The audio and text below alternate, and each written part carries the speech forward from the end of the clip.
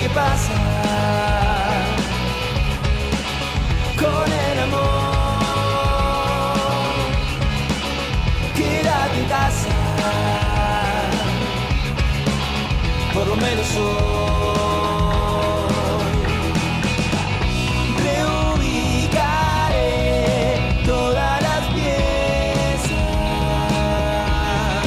para que vuelvas a creer en mí.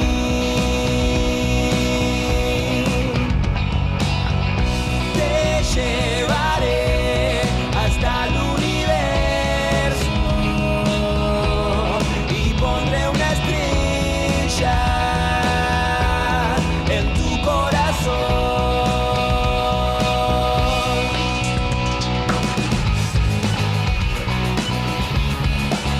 ¿Qué es lo que pasa con el amor? Quédate en casa,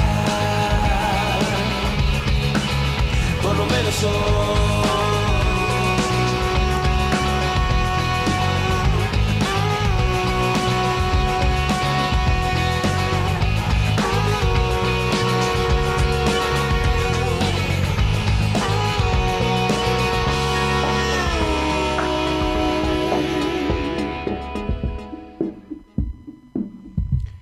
Bienvenidos, soy Eduardo Arturi y hoy comenzaremos Surcando Trovas, las historias del sello musical Trova contada a través desde sus vinilos.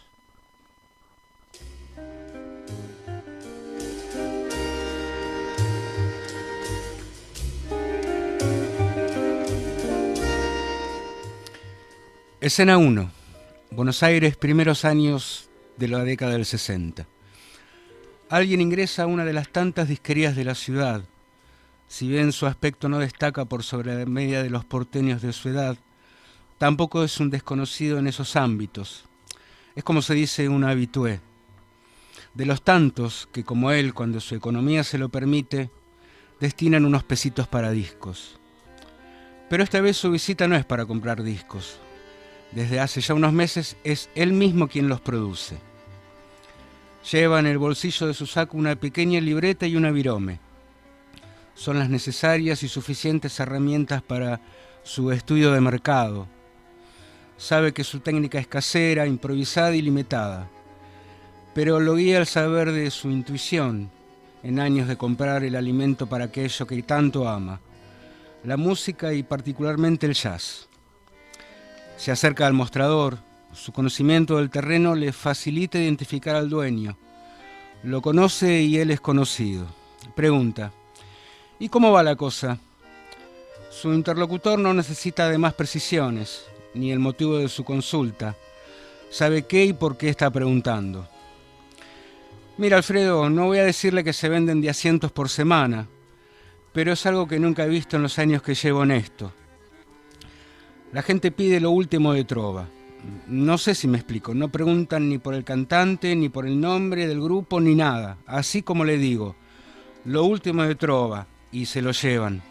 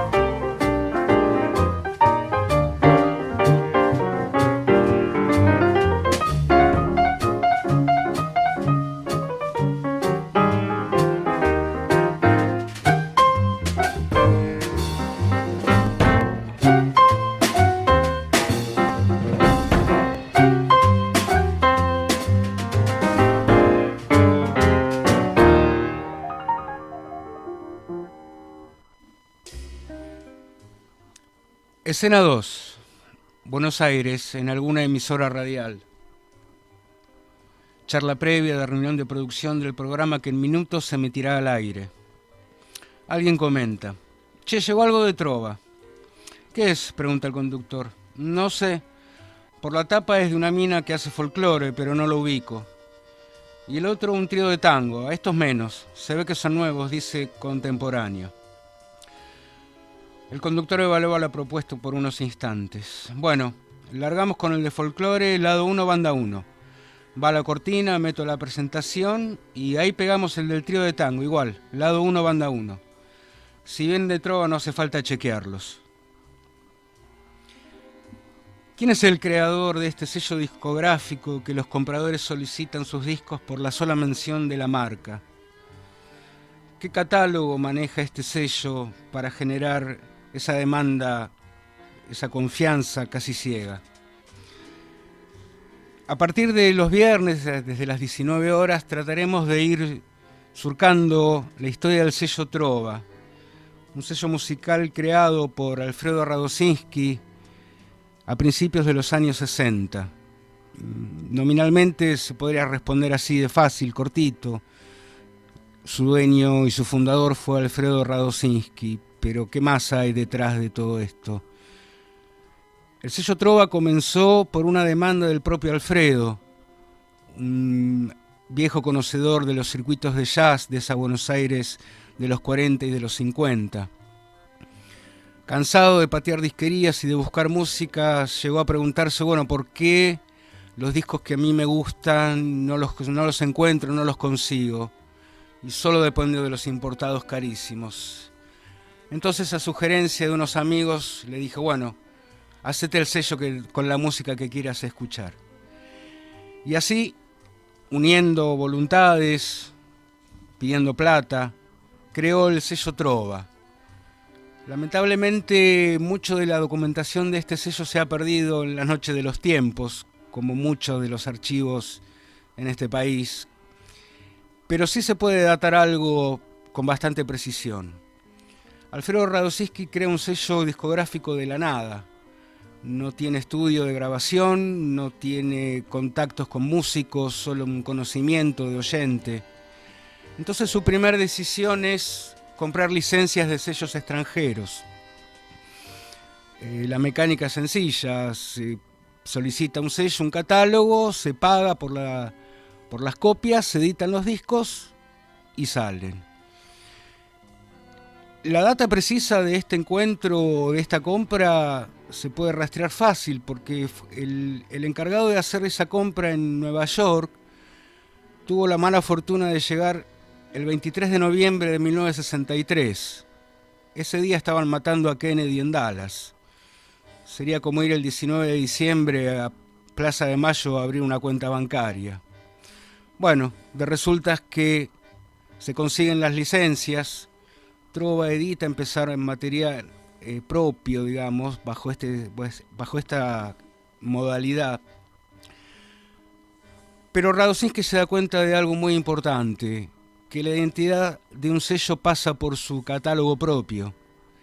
Y es así que empieza a buscar quién puede grabar para un sello desconocido, sin difusión, que no dejaba muchas regalías. Y el primer postulante fue el Mono Villegas, un mítico pianista del circuito de jazz argentino, con formación clásica. Fue el primer pianista argentino en tocar en el Colón. El segundo pianista en el mundo que tocó el concierto para piano de Ravel. Y así, en esas cuevas míticas del jazz, se le acerca un día y le dice: señor Villegas, mi nombre es Alfredo Radosinski y quiero grabar un disco con usted. Bueno, le dice el mono, vamos a hacerlo. ¿Qué día, qué hora y en qué estudio? Y así comienza estos primeros surcos de trova. En el año 1965, el 13 de diciembre, se reúne el Mono Villegas, Jorge López Ruiz y Eduardo Casalla y dan vida al Trova TL1, el primer long play, larga duración, editado por el sello Trova bajo su propio catálogo. El Mono Villegas había nacido en Buenos Aires en el año 1913. Fue un pianista de formación reconocida, de un carácter muy particular, una persona que ella misma dictaba sus propios medios de conducta y su propia forma de conducta. El Mono siempre decía, de lo único que me prohibí en la vida es hacer lo que no me gusta. Su madre había fallecido cuando él tenía 6 meses y el padre lo dejó a cargo de unas tías muy complacientes. No sabemos si el Mono Villegas conoció la frase que se le atribuye a Bernard Shaw, que dice que de pequeño tuve que abandonar mi educación para ir a la escuela. Seguramente la conocería y le causaría mucha gracia si no. El Mono Villegas ingresa a la escuela primaria a los 6 años, el mismo día que ingresa al conservatorio. Y él diría de esa etapa, a los 8 años había aprendido lo más importante de mi vida, que es leer. Había aprendido a leer libros y había aprendido a leer música. Los libros me hicieron derivarme en un montón de lecturas y me hicieron al mismo tiempo distraerme. Soy un ignorante supino de toda la realidad que me rodea. Solo leo libros y la música todavía la sigo leyendo.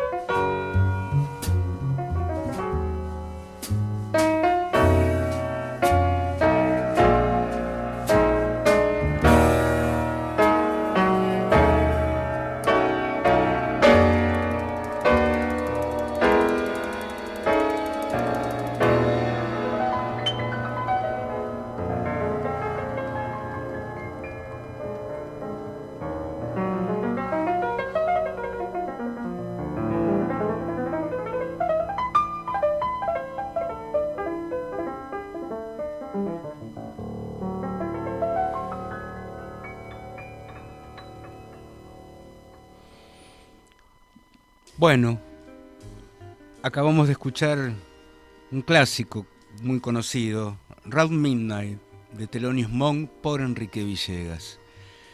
Este tema pertenece a su segunda placa del sello Trova, grabada en marzo de 1967.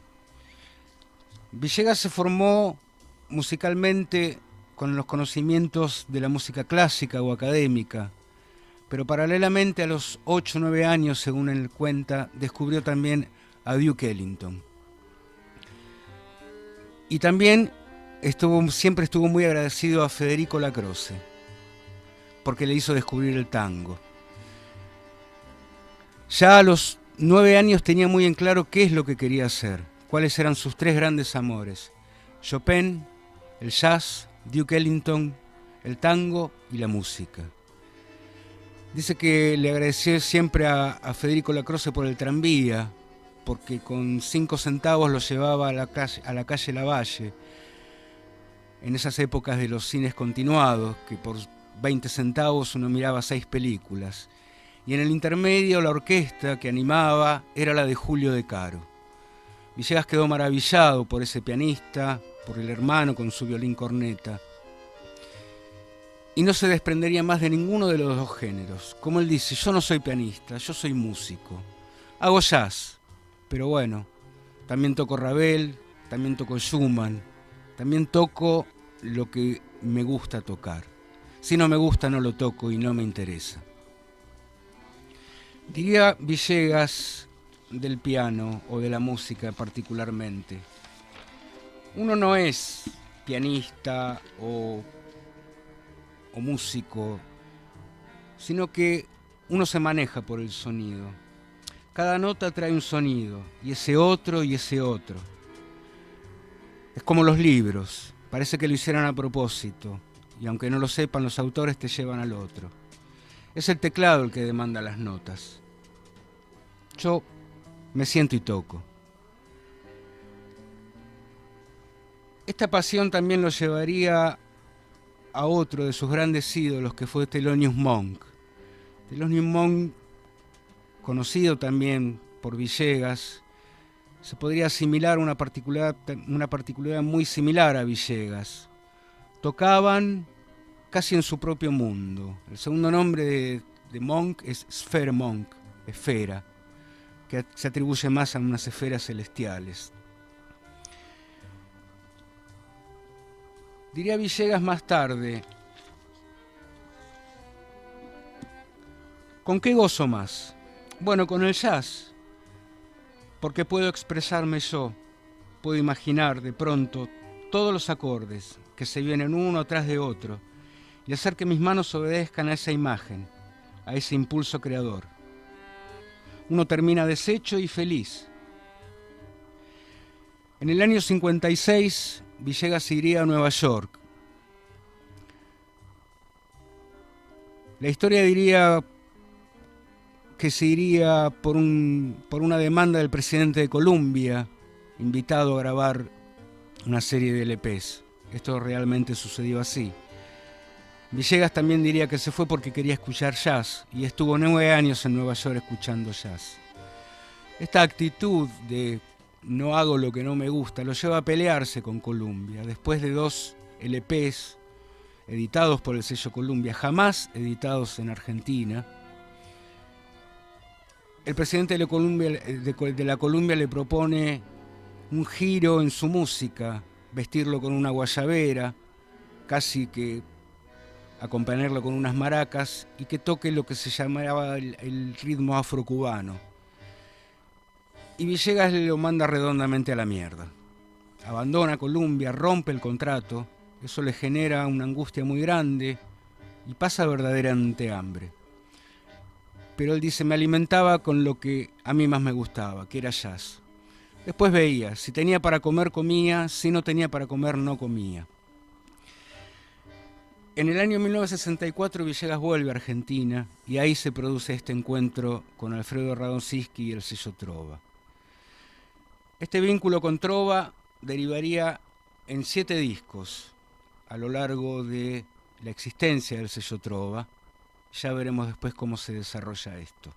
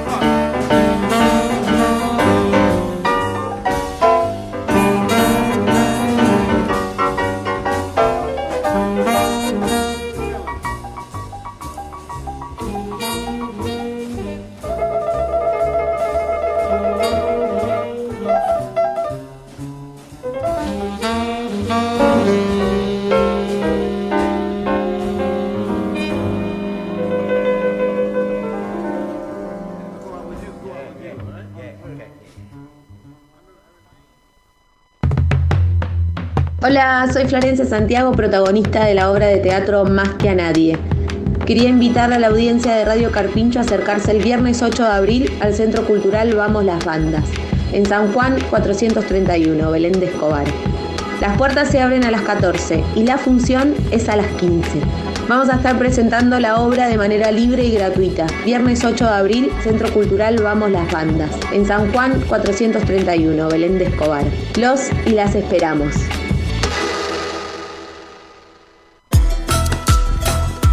Desde Escobar, provincia de Buenos Aires, República Argentina. Te acompaña Radio Carpincho, una radio comunitaria al servicio de nuestro pueblo. Carpincho Comunitaria. Carpincho Comunitaria. Carpincho Comunitaria. Marcando territorio.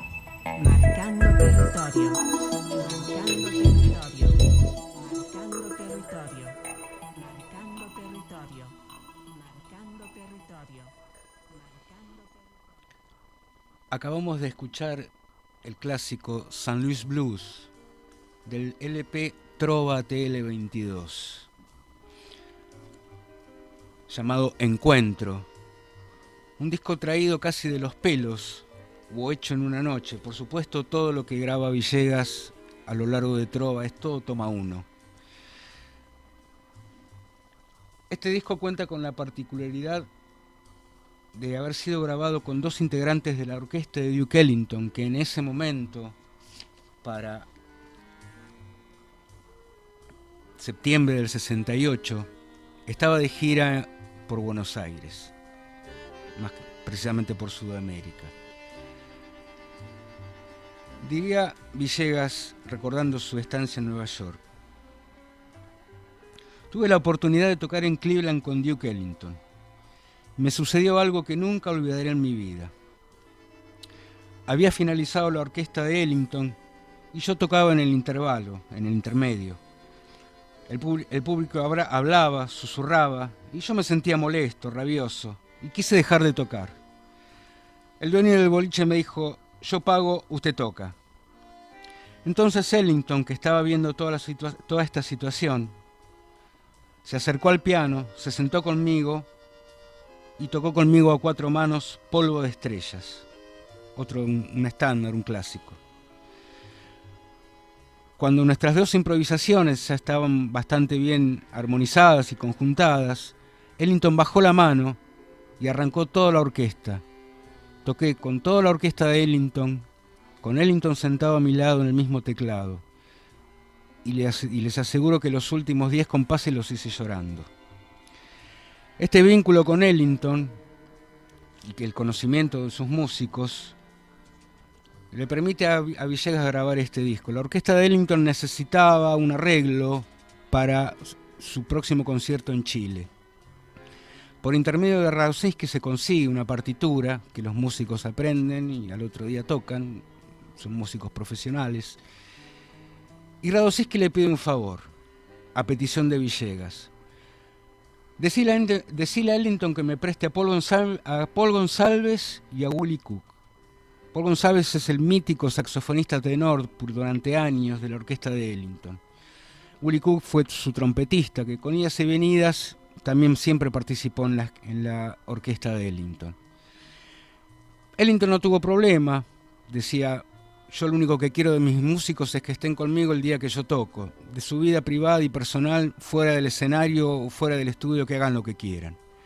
Así, en una noche, Enrique Villegas al piano, Paul Gonsalves en saxo tenor, Willie Cook en trompeta, Alfredo Ramos en contrabajo y Eduardo Casalla en batería, graban este disco Encuentro. Todos temas estándar, grabados a las corridas. Se dice que los músicos de Ellington fueron al estudio con un bolso, porque apenas terminaron de grabar, salieron corriendo al aeropuerto y se fueron a Santiago a seguir la gira. Dice Villegas, entre otras muchas cosas a lo largo de su vida: yo no escribo lo que toco, lo toco y desaparece, salvo que quede en un disco. Yo no puedo tocar ninguna de las piezas que grabé en el disco, es imposible. Y a mí me gustaría volver a repetir, por ejemplo, los valses nobles y sentimentales de Ravel que toqué en el Colón. Pero yo no puedo. Únicamente que alguien me traiga la partitura y una copia, y me la den. Tal vez lo podría volver a tocar igual, pero no me interesa.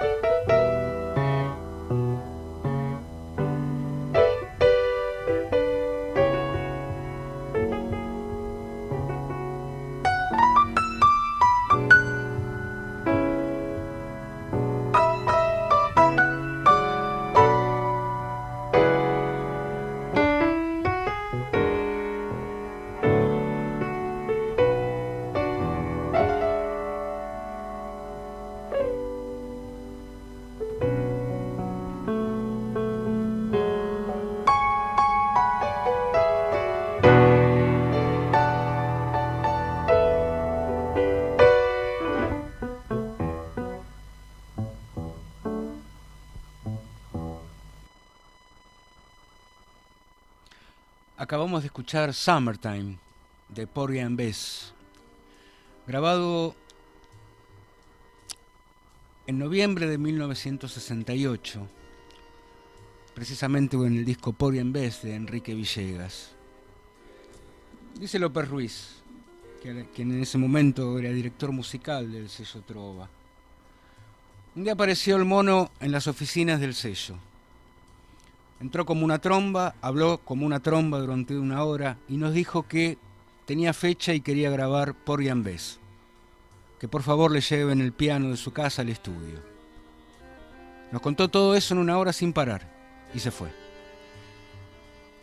A los pocos días vuelve y dice, bueno, ya tengo todo listo, vengo a grabar. Por supuesto que es el día acordado, llegó el mono, se sentó en el piano a las 8:30 de la noche y así de corrido, a las 22 horas ya tenía terminado todo el disco. Pero hubo un detalle. De las obras de la serie Porgy and Bess que él había seleccionado, se olvidó de tocar una. En cualquier sello musical le hubieran dicho, bueno, prepárala y ya la grabamos. Al mono se le ocurrió otra cosa completamente diferente. Como habíamos dicho hace un rato, no puedo tocar dos veces lo mismo. Entonces volvió a grabar toda la serie, incluyendo el tema olvidado. Este disco tiene esta particularidad, es Enrique Villegas solo en piano. El lado 1 tiene los temas elegidos por él, y el lado 2 tiene los mismos 9 temas, tocados diferente, más el tema olvidado. Ese es el mono Villegas, alguien que nunca puede tocar dos veces lo mismo. Y de eso hacía referencia al piano. El piano es el instrumento más maravilloso que hay.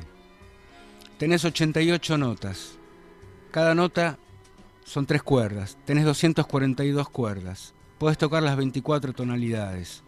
¿Cómo vas a repetir la música que estás haciendo? Es como comer polenta. Un día la comés. Nadie come 30 días polenta.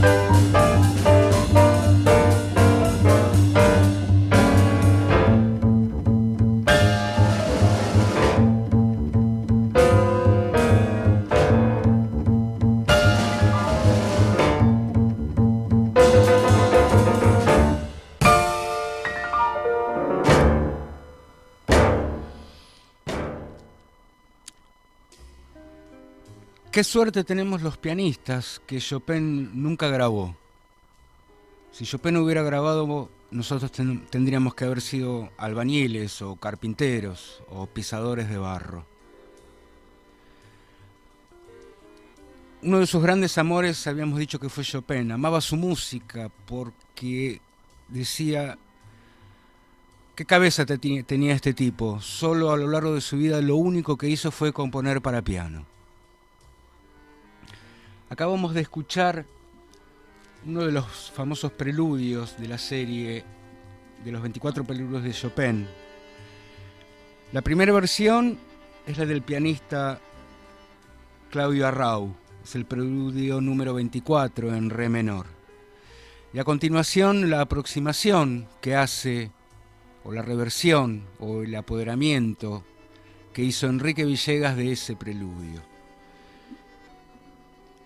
El disco se llama Metamorfosis, es el Trova TL28, grabado también en enero de 1967. Y este es uno de los pocos discos que Villegas se vio obligado a grabar en 2 sesiones, con su clásico trío de Jorge López Ruiz en contrabajo y Eduardo Casalla en batería. No había manera de que pudieran conjuntarse el pianista con el contrabajista y con el baterista. La particularidad de Villegas, o de los tríos de jazz de esa época, es que ya se empieza a variar el concepto de trío clásico. El trío clásico de jazz es piano, contrabajo y batería. Tenemos los ejemplos de Oscar Peterson, también de Duke Ellington. Pero a partir de los 60, esta concepción de trío, que era el pianista con un acompañamiento, generalmente el baterista marcando el ritmo y el contrabajista marcando la pauta armónica o dando el sostén armónico, empieza a variar. Los tríos de Bill Evans, más adelante la misma tendencia se podría ver en Keith Jarrett y sus famosos tríos de estándar, empezarían a tener un concepto más de cámara. No es solo seguir al pianista, sino dar participación al trío en la batería y en el contrabajo. A pesar de esto, para los músicos siempre fue muy difícil grabar con Villegas. Decía Eduardo Casalla: estábamos durante días ensayando, 4 horas, 2 horas. una y otra vez. Llegaba al recital y no hacíamos absolutamente nada de lo que habíamos ensayado. No sé qué le pasaba a Villegas ese día o qué no le pasaba. Entonces había que arrancar casi de cero. El flaco López Ruiz trataba de verle la mano izquierda para ver dónde iban los acordes de Villegas. Y más de una vez se equivocaba en la armonía, pero él seguía adelante, como habíamos dicho anteriormente. Un sonido te trae a otro. Bueno, si me equivoco en un acorde, decía Villegas, veo a dónde me lleva. Claro, para un solista es fácil, pero cuando los demás músicos tienen que seguirte, la cosa se complica. Pero es una de las mejores escuelas. Hace muchos años, en un reportaje, que Iyarre decía casi algo parecido. Cuando le preguntaron dónde fue que Mayor se sintió cómodo tocando música, y decía: en los cafés de cócteles, porque ahí nadie me daba ni 5 de pelota. Yo tocaba y la gente hablaba, tomaba té, café, entonces el esfuerzo era superior. Tenía que arrancarle del piano teclas y sonidos y músicas para conmover a gente que no tenía ni la más mínima intención de escucharte. Este disco de Villegas tiene la particularidad de poseer 2 tapas diferentes, siendo que se editó casi simultáneamente en esos 2 formatos. Había toda una tendencia en Trova que no era solo editar música, había una intencionalidad de calidad, tanto en el arte de tapa. Trova tuvo una serie de diseñadores gráficos que después se hicieron carrera a lo largo de sus vidas en Europa. Uno de los más destacados fue Arrobarrena. Muchas de las tapas y muchas de las creaciones de Trova a nivel gráfico se deben a la creación de Arrobarrena. También tenía ese cuidado en las contratapas de discos. No era solo poner autor-intérprete y más o menos cómo se formaba el grupo. Había una intencionalidad textual también. Se pueden leer como los discos de jazz importados, que en su contratapa tienen la pluma de Leonard Feather o muchos críticos reconocidos. En Trova se mantuvo esa tendencia. Se pueden leer textos de Orce Remis, de Sampaio. Un famoso disco de Rinaldi lleva como contratapa un texto de Cortázar. Sigamos entonces escuchando un poco al Mono Villegas.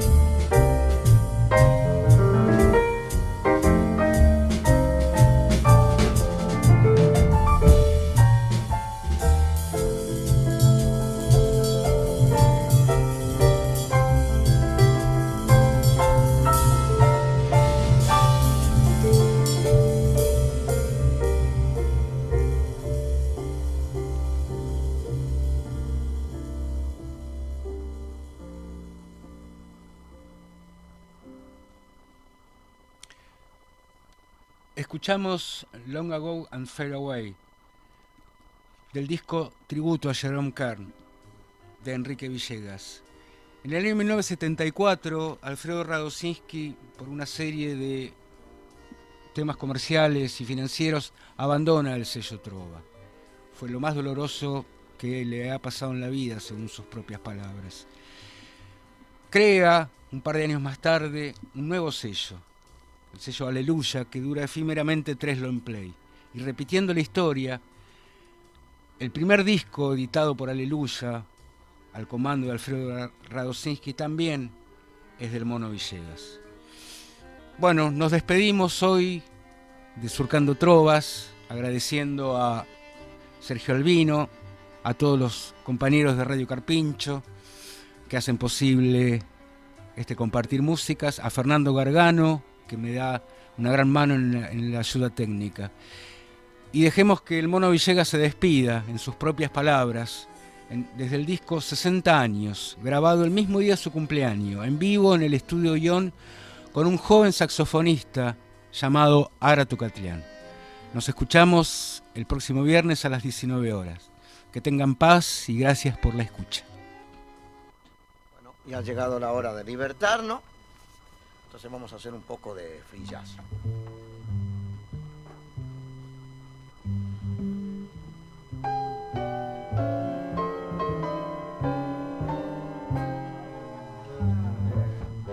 Muchas gracias.